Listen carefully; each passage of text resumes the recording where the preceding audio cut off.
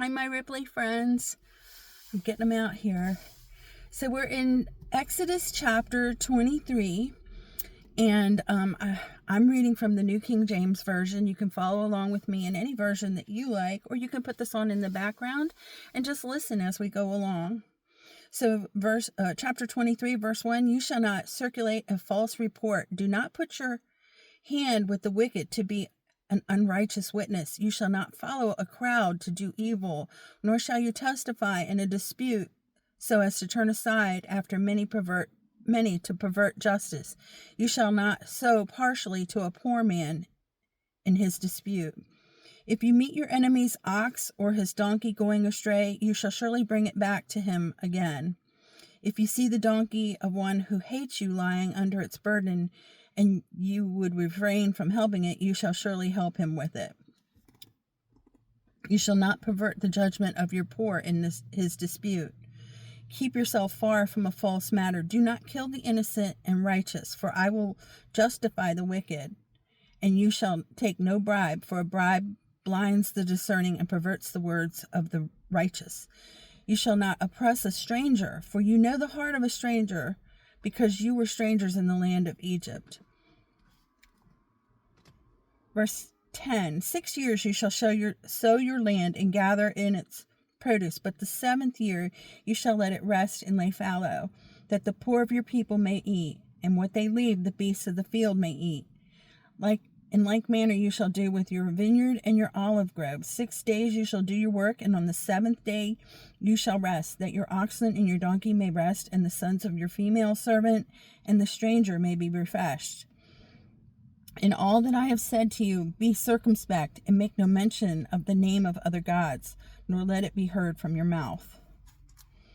Verse 14, 3 times you shall keep a feast to me in the year. You shall keep the feast of unleavened bread. You shall eat unleavened bread 7 days as I commanded you at the time appointed in the month of Abib. For in it you came out of Egypt. None shall appear before me empty. In the feast of harvest, the first fruits of your labors, which you have sown in the field, in the feast of ingathering at the end of the year. So that's like harvest. When you have gathered in the fruit of your labors from the field, 3 times in the year all your males shall appear before the Lord God. You shall not offer the blood of my sacrifice with leavened bread, nor shall the fat of my sacrifice remain until morning.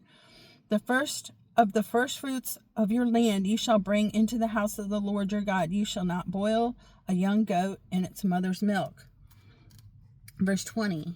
Behold, I send an angel before you to keep you in the way and bring you to the place which I have prepared. Beware of him and obey his voice. Do not provoke him, for he will not pardon your transgressions, for my name is in him. But if you indeed obey his voice and do all that I speak, then I will be an enemy to your enemies and an adversary to your adversaries. For my angel will go before you and bring you into the Amorites and the Hittites and the Perizzites and the Canaanites and the Hivites and the Jebusites, and I will cut them off.